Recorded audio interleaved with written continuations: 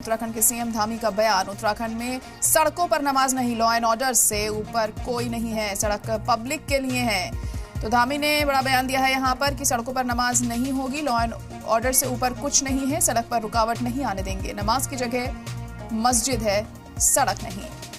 तो सीएम पुष्कर सिंह धामी ने ये बड़ा बयान दिया है क्योंकि बकरीद का त्योहार नजदीक है और उसके मद्देनजर नमाज अगर होगी तो वो सिर्फ मस्जिदों में होगी, सड़कों पर नहीं होगी, ये धामी की तरफ से कहा गया है।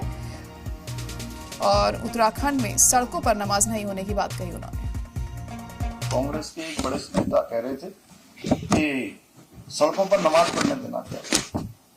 हमने कहा कि नमाज पढ़ने का जो स्थान है, नमाज वहीं पर होनी चाहिए।